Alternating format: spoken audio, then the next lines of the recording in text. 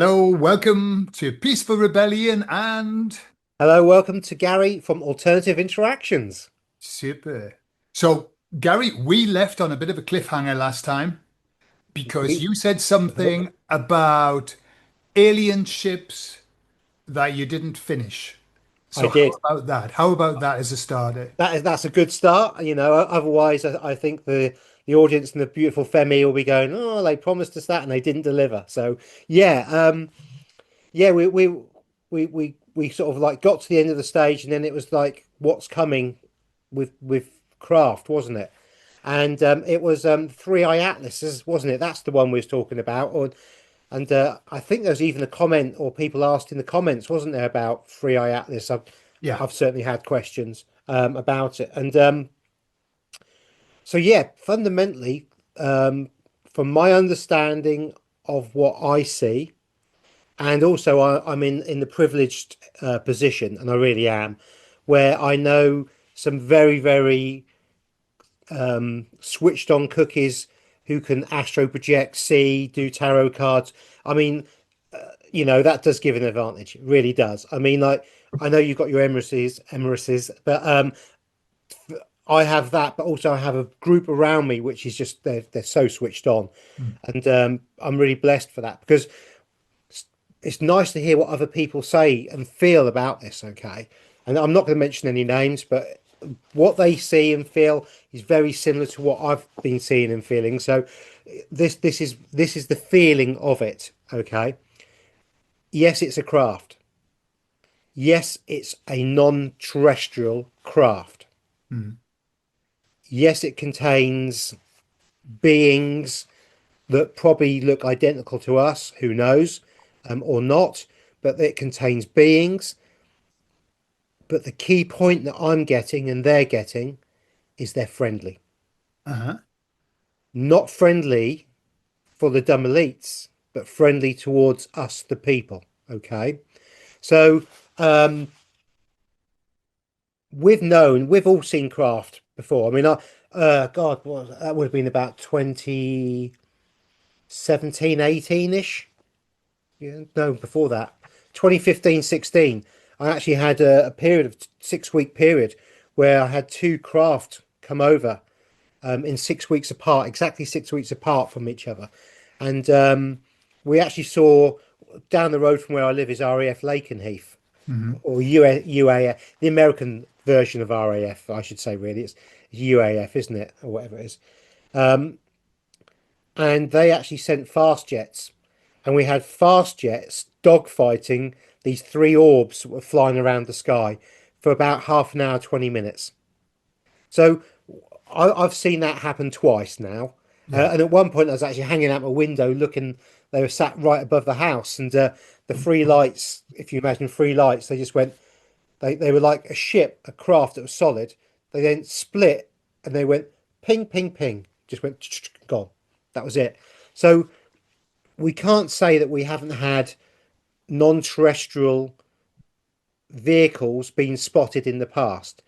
What we're seeing this time is one that's kind of a lot larger and can be seen by the dumb elites, and they're going to, I feel, going to be spinning a story about this, and it'll be like the alien invasion, and we could even get some flags that flutter falsely, again breaking the algorithm over this, and we may even get a little bit of Project Blue Beam, sort of like a bit of holographic stuff. But fundamentally, we have nothing to fear. They're for our benefit, and they really are for our benefit. Um, but what's very, very interesting when we talk about craft that have been here for a long time, and they really have, no craft has ever come from space. It's always seen coming out of a body of water Mm. or from the side of a mountain, like Mm. a portal. So I am firmly of the opinion, and it's my opinion, that we actually have civilization below our feet that is highly advanced. There could even be part of that civilization in Antarctica, which why no one's allowed to go there. You know, who knows? But I think we certainly have a civilization below us that's far more advanced than we are and has been far more advanced for thousands of years because they have not received and had the resets that the surface of the realm has had, if that makes sense. So I have no fear over anything that's coming here, and I actually think it's a good thing, and I think it's gonna, how can I put this? I think they're going to have an instrumental effect on the positivity of humanity in the short and long term. Okay, beautiful. Well, let me add, because you asked me to check with the emissaries about this, and so I asked them about that. I said, look, what are we going to see this kind of presence, and what's that all about? Again, they said that's not our remit because we are on the Great Awakening, but as part of it, they said there's there's always been entities that are not of what you would call this realm. Yeah. And they've often talked about that. The ones that we can see, the ones that we can't see, and then the baddies here, the humankind. What they said is whatever happens, and it's just talking about you saying the good and then false those wavy Flags that things. flutter Yeah. falsely. That's right. Yeah. Flags that flutter falsely. Yeah.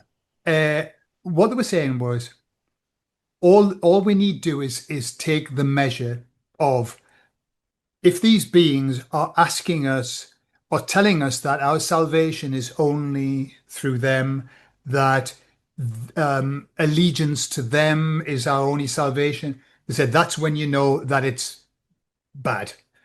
It's when they come and maybe they've got a message, but they're not telling us to do anything.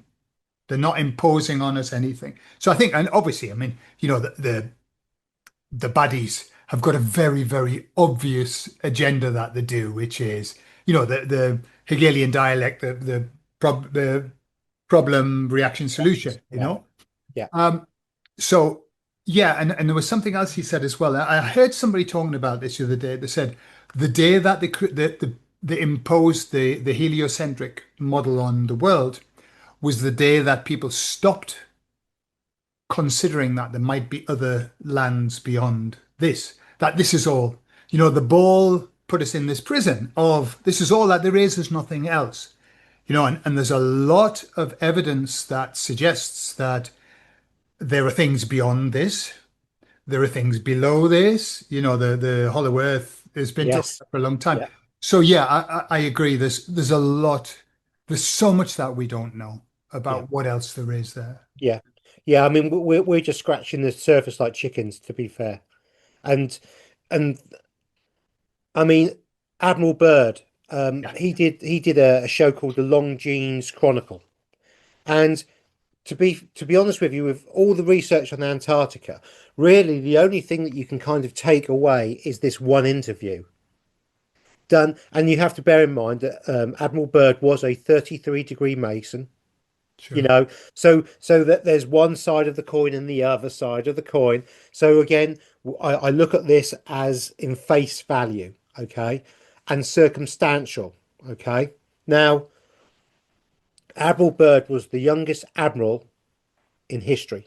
Hmm. So he was an admiral at 23 years old. Unheard of. He went to Antarctica, I think, 4 times, maybe five, four, three, 4 times, 4 times. And one of the times he went to Antarctica, he literally took the entirety of the US Navy down there. Aircraft carrier, warships, the full works. And it is recorded that a craft came out from underneath the sea, cut a destroyer in half with a laser beam, when we're talking 60s here, or late 50s, and the entirety of the fleet turned round and legged it to South America, you Yeah, know. yeah. Um, and that is on record. Mm. Not necessarily the craft, but Admiral Bird did a press conference. I'm not sure if he did the press conference in Bolivia or it was Chile, because obviously Bolivia's landlocked. So he could have ported in Chile and then did the. But Bolivia comes into it somehow. I can't remember now. It's a long time. But we have this program called the Longines Chronicle, And in it, he talks about his experiences of Antarctica and the fact that he saw lands beyond Antarctica that no man had ever stood on. Yeah. Now, what's very clear was he was planning to do another trip to Antarctica. That trip got cancelled and he died suddenly. Mm. Died suddenly. Yeah, you know. So so make of that what you will. You know, Sure. what was this a guy really telling the truth? Finally giving us some disclosure, um, because he knew what how important it was Yeah. and what was beyond and how advanced they were, or was this somebody playing a role to then have the story that he passed suddenly in, even though he sat somewhere on a nice sunny beach somewhere smoking cigars, drinking whiskey for the rest of his days. You know, there's who knows, but it's a very, very interesting story. Sure. Yeah. I remember seeing that interview where he was talking about boundless resources that were there, boundless Yeah, yeah, resources. yeah, You know, if you look at the old maps, the very old maps that have the what we know as our Earth here, and then rings upon rings of other places, you know, yeah. that just go out. I mean, so much more. Goodness knows if that's, you know, Well, while you really talk true. about maps, sorry, tangent time. We like a tangent. There's maps around 500 or 600 years old showing Antarctica fully ice free. Yeah. And they have mountain ranges and valleys and everything else like that. And it's only in recent times that the American Army has used sort of like ground penetrating radar, and they've gone over that entire area and they've found the maps to be 100% correct in Uh, the valleys, the dips, and everything else like that. Now, how can, when it's covered under 2 miles of ice or whatever they tell us, whatever they tell us, how can we have maps that are 500, 600 years old showing it ice free and it being correct to the mountains and the valleys, you know? sure. But also something that's really interesting on my journey. I mean, this must be 7 years old now, this thing. There's a lady called Sylvie of New Earth, Uh-huh. and she did a video probably 6 or 7 years ago. It must be 7 years ago now, saying that we live on a mined planet. And she was showing photographs of Antarctica, and you could see the size of mountains where they had been scooped out by big machines. And she also went through a lot of the UNESCO sites around the world, showing that what this was spoil from mining activity, or this was that, and she did a really really good job, Mm. and it was the, you know, I mean, like, you know, I forget where it is now, but they've got these giant round balls, haven't they? Those giant round stone balls, yeah, Yeah. massive, perfectly round, and there's lots of them, yeah. Mhm. Well, she was saying that this is used in mining today. It's just the balls are this big, but if we were living in the realm where everything was bigger due to the atmosphere, a ball the size of a car in circumference would be normal for somebody of the size of the person that would have been around at that time Yeah. compared to now. And it's all relevant.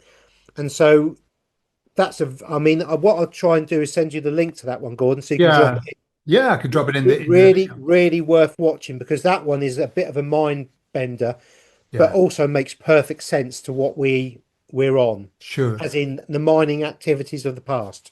Well, you know, when you look at the story of the Anunnaki, the you know the Sumerian tablets, that was supposedly why they came here in the first place. They wanted to get the mine the gold, yeah.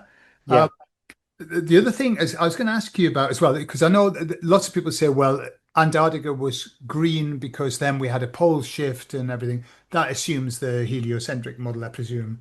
Yeah. There's been photos of the of pyramids down in Antarctica flashed about. There's only one set of.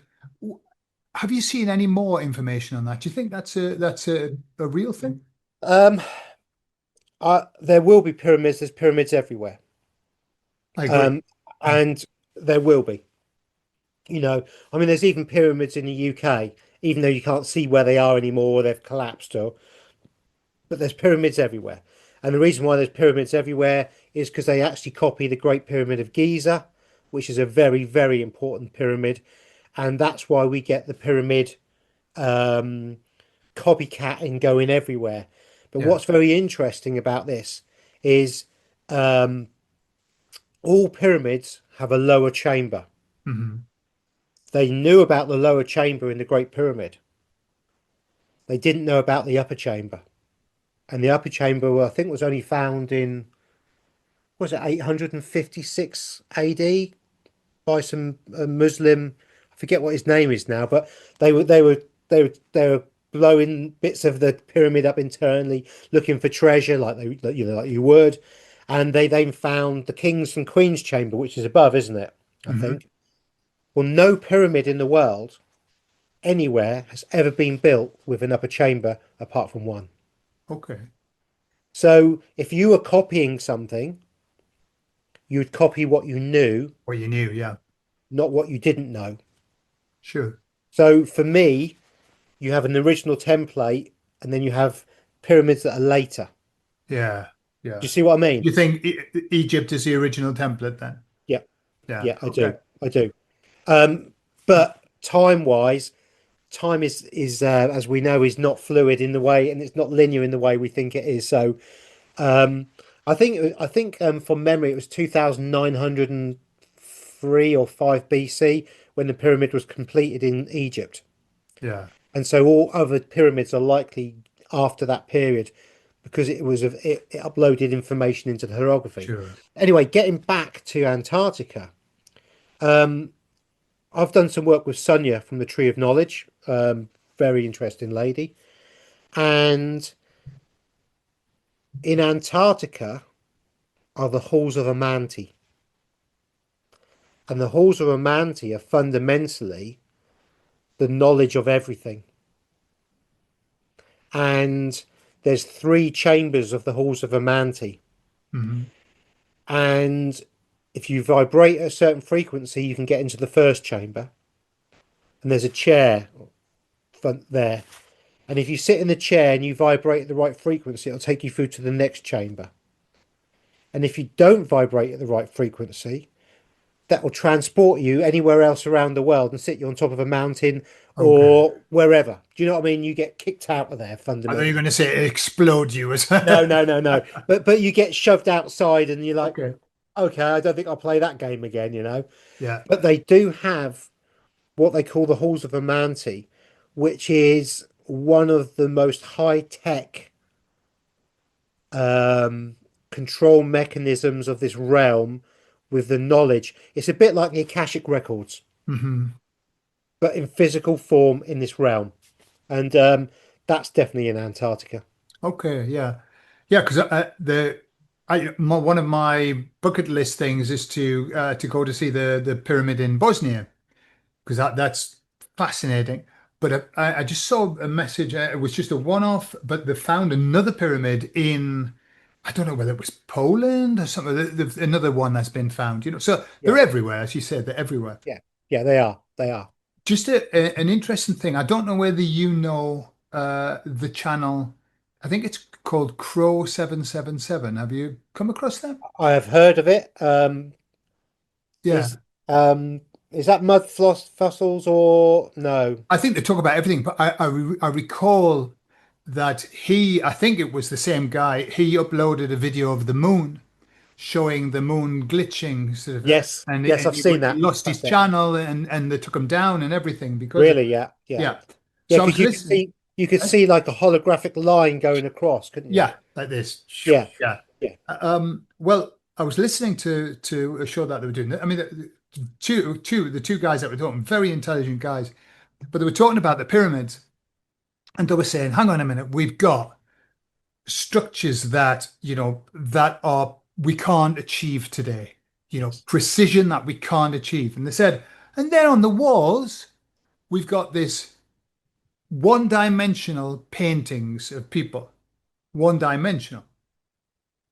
And they said not only that, but the paint that they use could not last for the length of time that it lasted.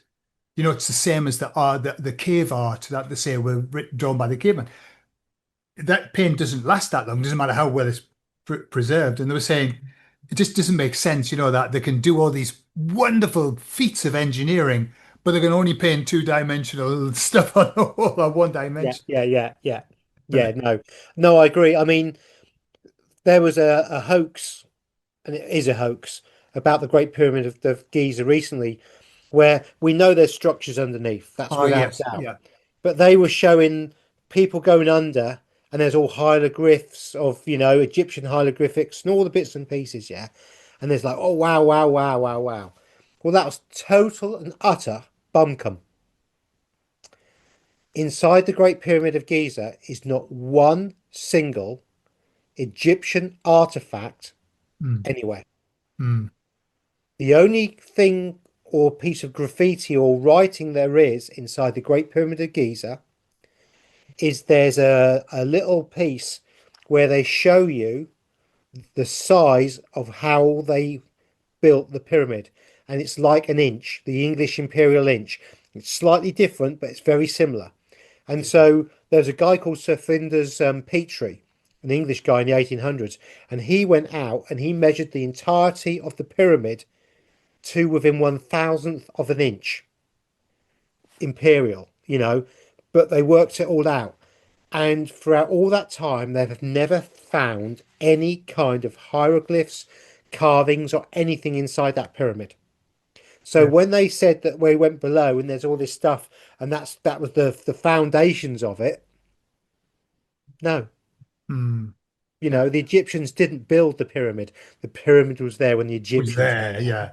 I'll tell you a funny story about the pyramid from my background. I don't know if you know, but I was brought up as a Jehovah's Witness for the first 20 years of my life. The Jehovah's Witnesses started with a guy called Charles Taze Russell. He was a 33-degree Mason, surprisingly. Yeah. They all had jobs to start stuff about that period. But he was a pyramidologist. He loved the whole pyramid thing. And what he did was he went there and he measured everything on the inside. And from the measurements, he projected the end of the world based on, Yes. yeah, for an inch and all of that. The problem was that he measured everything with a metal rule. Well, it's hot there. So there was a bit of expansion going. And so he mismeasured a bit. Yes. But I think I'd give them room to say, well, actually, it wasn't 1940, and it was actually 1970. Nope, it wasn't. It was, you know. But it was just interesting that he used the pyramids to foretell the end of the world. But they you actually can, because if you use Sir Flinders Petrie's measurements, which are correct, um, and take a lot of the measurements and cross-reference them, divide them by phi and pi, and all play around, it gives you dates, Sure. and the dates are very consistent throughout, and those dates comport to phenomena or resets or cataclysmic events or disasters that happen on 138 year period segments. So not every 138 years do we have a disaster, Okay. but every 4 or 5 we do. So 2239 BC is Noah's flood, Uh-huh. and it's 2239 BC. And that's divisible by 138 years to all the other big cataclysms that have happened. So they're all divisible by each other. Now, obviously, what we have the problem is the Roman Catholic Church changing the date signet. We Yeah. have different date things going on all the time, and we also have where there's been periods where the sun has actually retrograded in the sky. Don't know how that works on a planet system, but there we go. So the Don't planet, ask. Don't ask. Yeah, it's too complicated. yeah, yeah, yeah, yeah. But the sun will retrograde in the sky and will change the time, will add days or take days off the calendar, Hmm. right? And there was a period of time I can't remember when they did it, where the Roman Catholic Church actually took 10 days out of the calendar that year to bring the seasons back into alignment because it got so far out. Um, so there's a lot of skullduggery. So this is Archaic's work fundamentally on his chronological information. Uh-huh. And so he's been able to work out exactly when. And it's very interesting that other scientists have predicted date wise certain cataclysms that have happened, or history will show a date very clearly of when something happened. And that ties in exactly with the 138-year divisible period, which Okay. is quite fascinating. So, for instance, and this is I'm not spreading fear or anything like that, but in 2040 is the next one, Okay. and we haven't had a big one for a very long time. It's going to be a big one, you Okay. know. And so with that metal ruler, well, they were out because 1975 to 2040 is not that far apart in the scheme of things when you're measuring a pyramid that was built 2900 BC. Sure. You know what I mean? Yeah. So, so they were fundamentally fairly It was accurate. 19, I think 1914 was the date that it was the start of Jesus Perusia, Jesus' presence. That was the date that they got. And Yeah, based that on everything else was based on the 1914. yeah, yeah, Yeah. I got a question for you. Okay. So, you know, when I listen to what I've been told all of my life about the fact we're on a planet and the sun does this and the moon does that and the stars do the other and all of that. And now, obviously, for me, it's like, well, I don't believe a word. I might just start using my own eyes and have a look with my yeah, own eyes because we've been taught truly as part of one of our biases not to believe what we see, to believe what we're told, but not what we see. yeah, So I've heard a lot of talk from all over the world of people saying there's something going wrong with the moon. The moon is not what it used to be. Something here in Spain. It's back to normal, but we had a period of maybe 3 lunar months where instead of, you know, how you see in the books, it goes like little slivery bit, little bit bigger, bigger, bigger, bigger moving across. Yeah. yeah. Gibbon and then waxing. Yeah, Weighing and waxing. Yeah. It started at the bottom here in Spain and it was moving up. And we had 3 months where it started at the bottom. yeah. Yeah. Like that. Yeah. Just wrong. I mean, it wasn't exactly, 180 at the bottom. It was just to one side, and we were saying, right, hang on a minute. That's not what we've seen all of our life. What's happening? What have you heard any sort of talk of that? Yes, yeah, yeah. Yeah, yeah. Fundamentally, when the moon does that, it's kind of showing the end times, revelations. It's that kind of And period when it of goes red as well. Yeah. yeah, yeah. Well, yeah. When the moon goes red as sackcloth, that is the Phoenix event of the 2040 or the 138-year period. And so we have got recordings of the moon going blood red, haven't we? Yeah. Yeah. Yeah. And those dates would tie in exactly with a divisible period of 138 years from when it last happened, Okay. or X amount of periods of 4 periods of 138 years.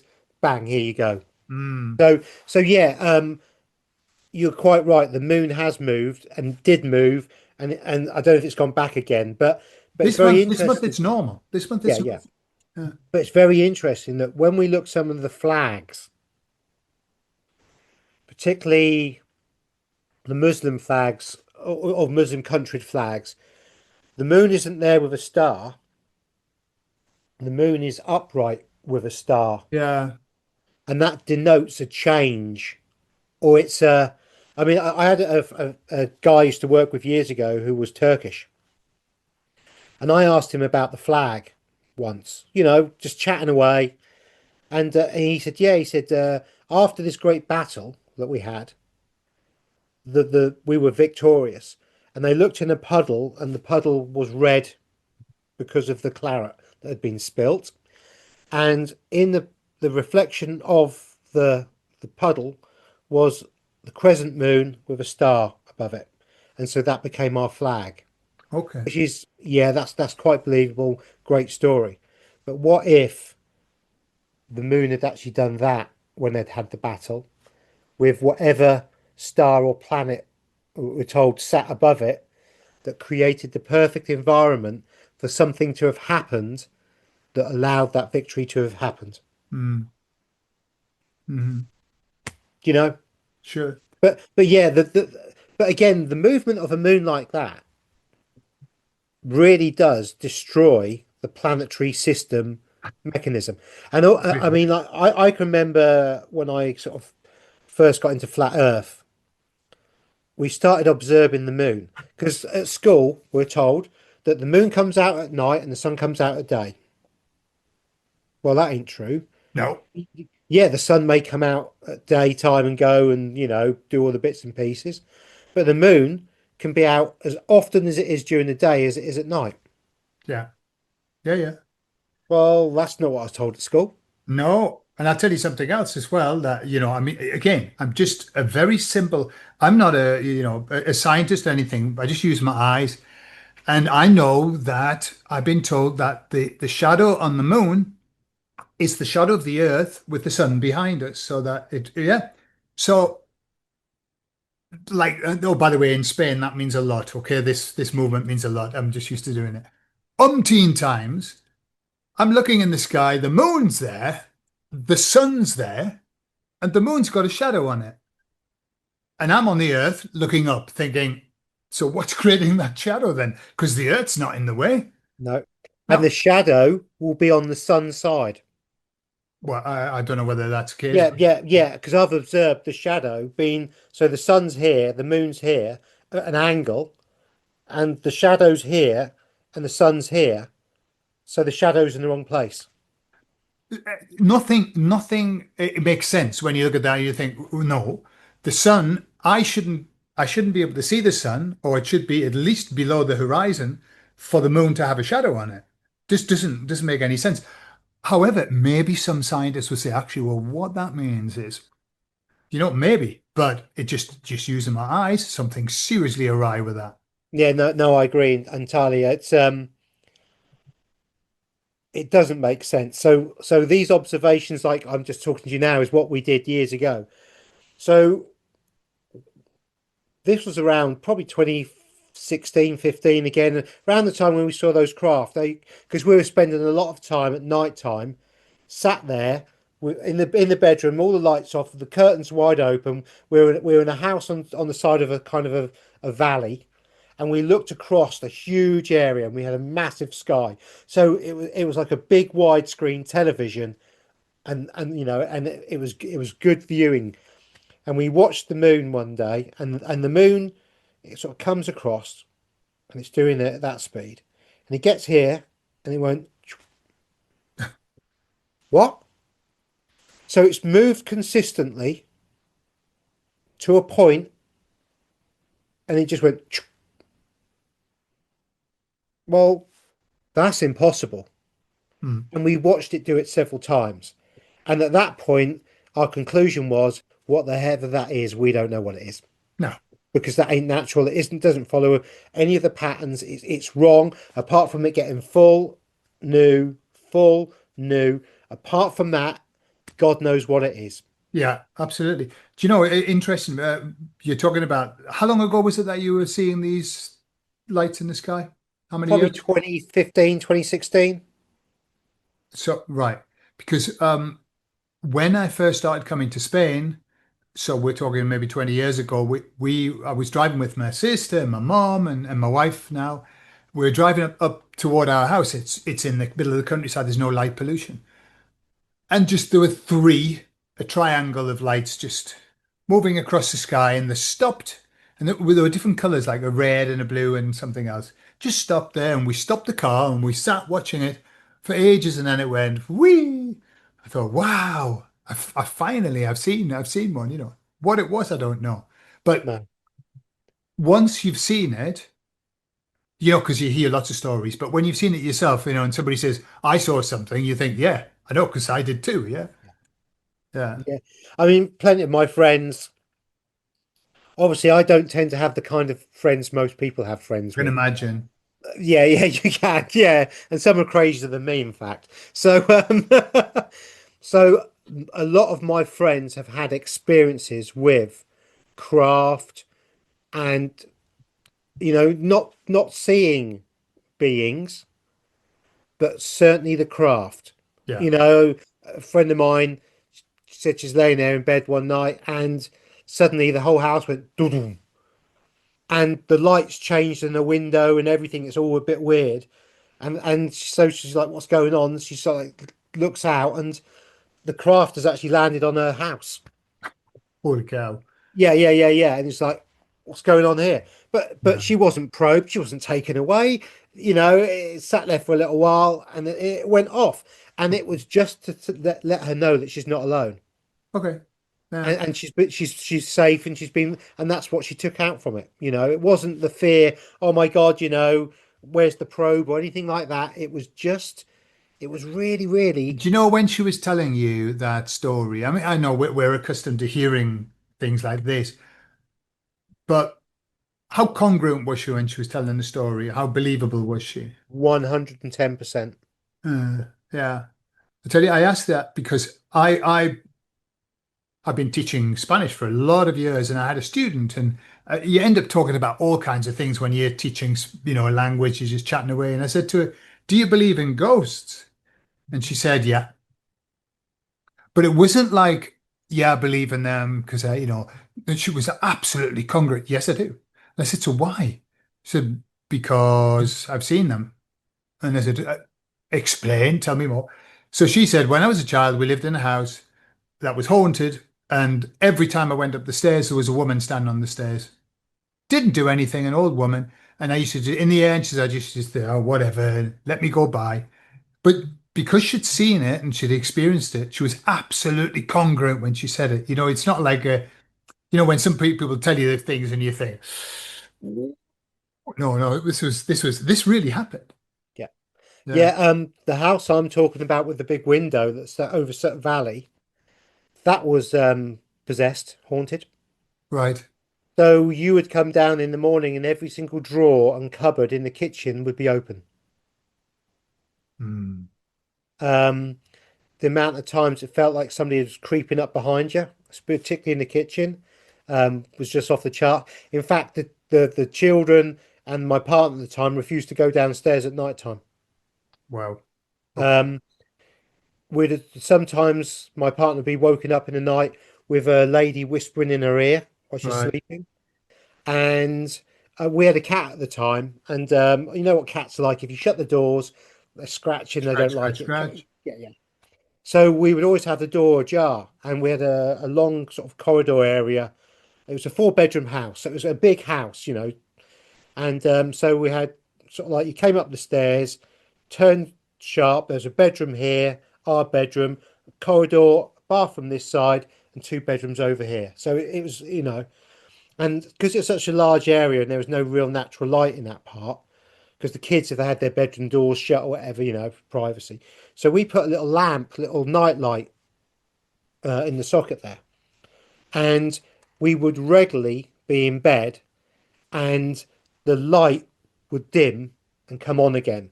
But what it was the light would maintain its level below and above, and something would just float across the light. Oh, And that would be a weekly, sometimes twice a week occurrence. wow. What would you say, Gary? Because I know you've all of your life you've kind of had these spiritual experiences. What would you say would be the most powerful experience that you've had spiritually wise, or whatever in that? Um, that house. Well, there's two. Um,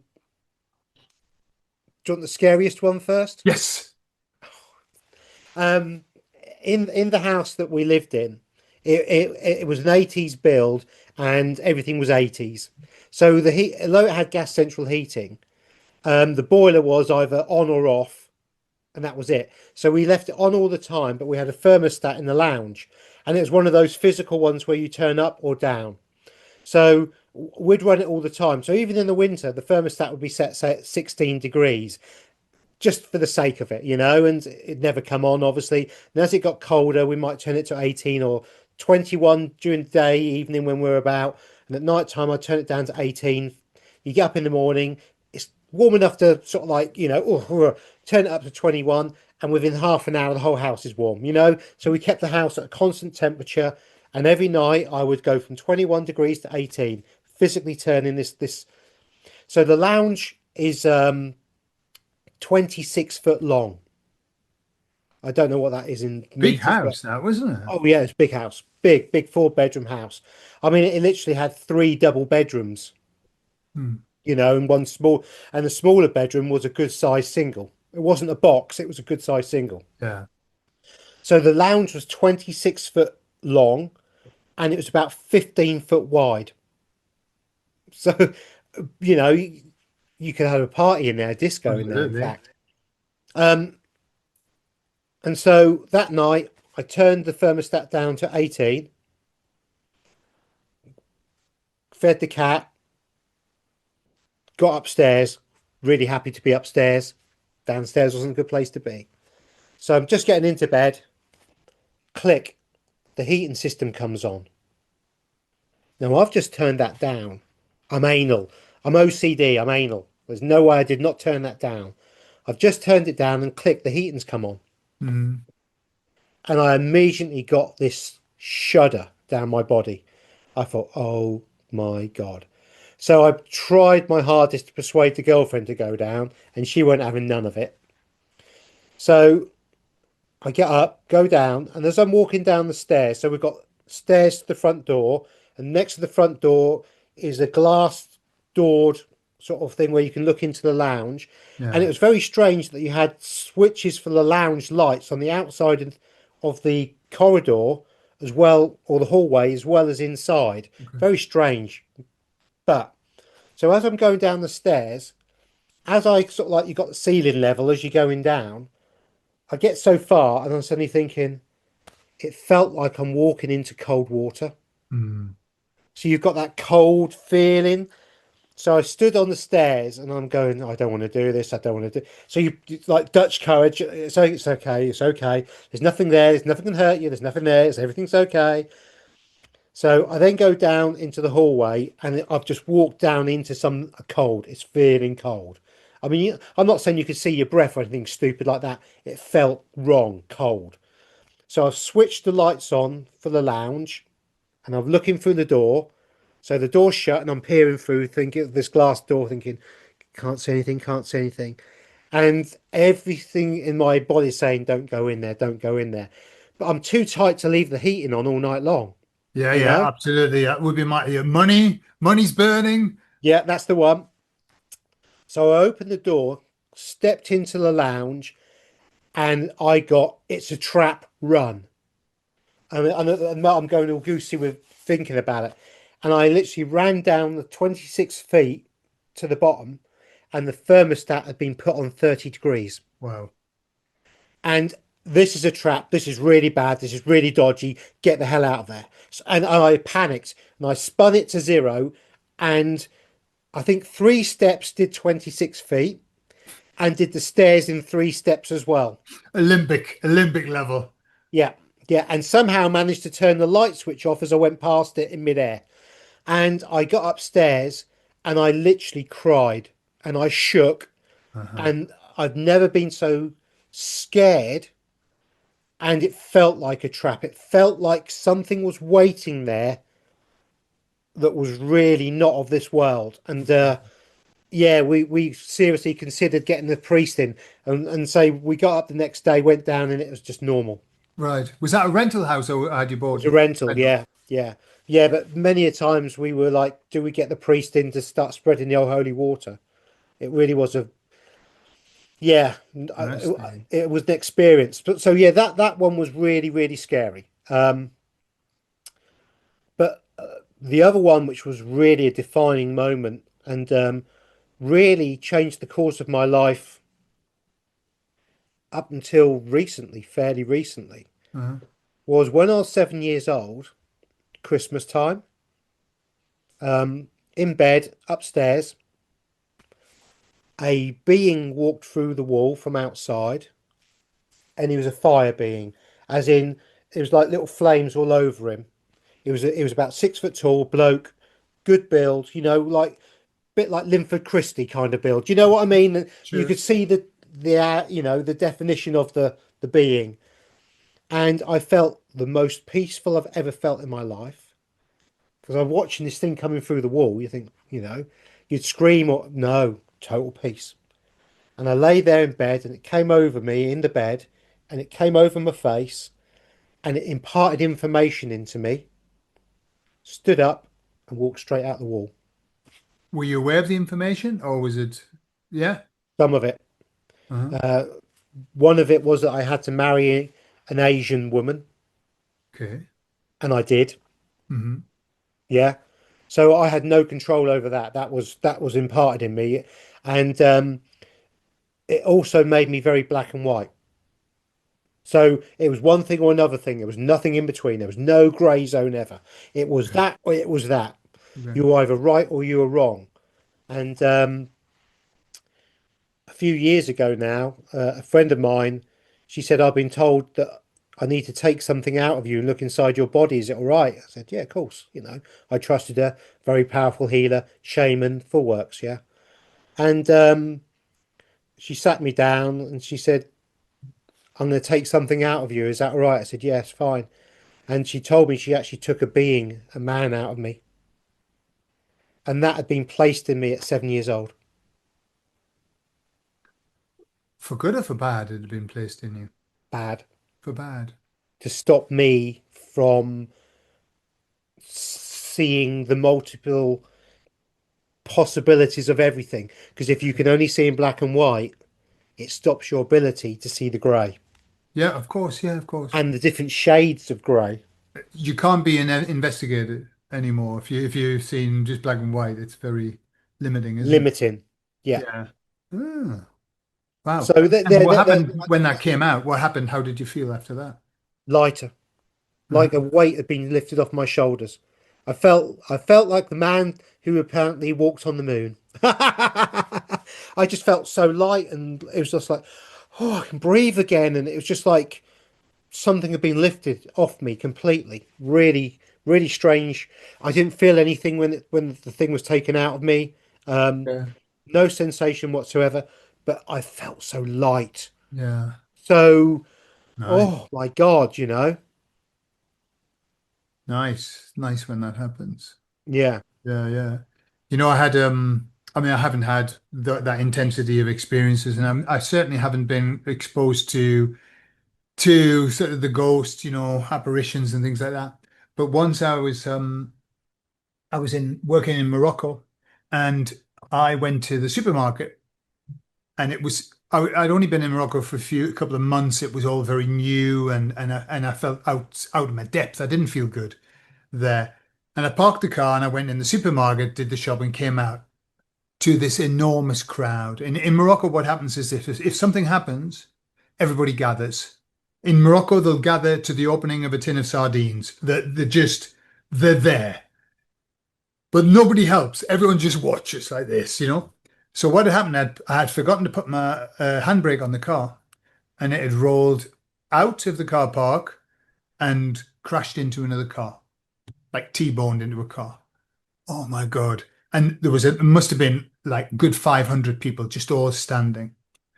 And in that moment, it was like I said, God help me. God help. I don't know I couldn't speak any French. My French was crap. I couldn't speak any Arabic. And I just felt I am in the biggest trouble ever. I don't know how I'm going to deal with this. And all the people were there, and it's like, they're all about the same height, this crowd. And there's this guy walking toward me, like head and shoulders above the crowd, blonde, tall, just walked and he pushed his way through the crowd and he came up to me and he said, put his hand on my shoulder and he said, do you need my help? And as he said it, I thought, no, I don't. I can deal with this. I can deal with this. And he said, okay then. And he walked away. But he was like massive. And I thought, I think I've just met my guardian angel. Yeah. It was, because I think I called for help and just came and then but it was just the fact that he was there gave me the strength, and I dealt with it, and it was no problem at all. Yeah, It was really a very, very impactful moment for me. yeah, yeah. I've heard several stories about that kind of thing where people are like, "Oh my God," and then somebody comes in and helps, and guardian angel or the higher self producing something that you need in that moment to allow you to get through it. Which for me again is when we're talking in these terms, we can't be on a spinning ball with no ability to affect anything through manifestation or the creational abilities that we have. Because if they can do things like that to us, we have the ability to do that to them. Sure. It's a two-way street. And once you realize that we are the true power, we create this realm, we create, everything around us fundamentally. It then starts to show you really what we probably are not on and what we probably are in, you know. And as they say, they called The Matrix a documentary for a reason. Absolutely. And what's very clear to me, Gary, is this, that the fact that we need to be controlled, it's fundamental that we are controlled spiritually, mentally, physically, everything. That means that we obviously the potential that we have is enormous. And that's why it's their entire focus is to keep us suppressed, controlled, small, unable to see beyond this. Yeah. And for me, Gordon, that's probably been one of the biggest revelations in recent times for me, as in the last 6 months or so. It's the fact that we really are the true power. And when I say that, I'm not saying it because somebody told me it in a book or I've read it, or I'm parroting. I'm saying this because I know it to be true. Hmm, I know that we are a fraction of what we could be and should be. You true. know, we're probably running on 5 or 10% of what we truly are. Literally Yeah, 5-10%. And when we talk about this 5D ascension and going up, and what we're fundamentally talking about is reclaiming our power and dropping the shackles of control and regaining that power. But the thing is, that power is a very, very tricky thing because if you suddenly have the power to smite things and take things away and add things, if you're having a bad day, you can cause a lot of havoc. And so it's only going to happen when you are really, really able to control and understand who you truly are and what power we truly have. I agree. And quite a while ago, I remember talking to the emissaries about this cyclical uh, process that we're in. We're in this cyclical, where we come in into the dark and we're suppressed, and then little by little we work through it, we fight through it, and we get to the place where we start to actually realize our own power, and then we create what we want, and then we get to this beautiful place, and then we fuck it up. A- and it's this, I see it in I was talking to my son about this because I don't know how we got on about it, but we need contrast. It's for our learning. And in fact, if you look at the story of, what this is all about, the being that is everything splitting off and to experience what it's like to be, you Yeah, know? And so it's that contrast that's absolutely vital for us. And when we don't have contrast, we create it. This is what self-sabotage is all about. It's if you look at people who are born into money or people who are born into money because of their parents are famous, look at their lives. They're disastrous. Absolutely. They go out all full pelt to destroy the life, to get that contrast.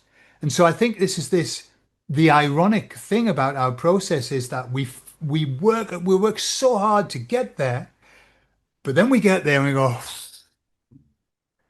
it's a bit boring this. Let's get a bit of contrast going again. yeah, yeah, It's like the journey to the destination is sometimes the most exciting bit. Then you get there and you think, "Ooh, I'm here now. What should we do?" yeah, yeah. See, I agree entirely, but I think what the journey is the point in which we should be doing our learning, Yes. and the spiritual growth is the journey. And when you get to that destination, that is not your destination. That's just the beginning part for the next journey. Yeah.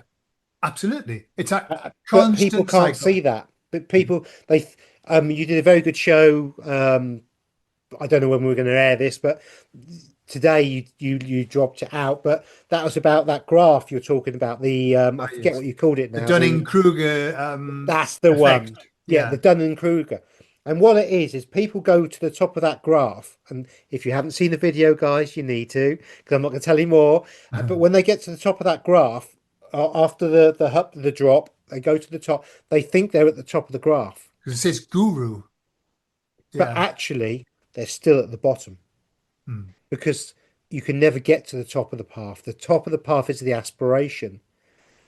And the higher you get to the higher you think you're going to the top of the path, the further back you're going in physicality and mentality, Mm. because you then believe that you actually know something when you don't. You believe you've arrived.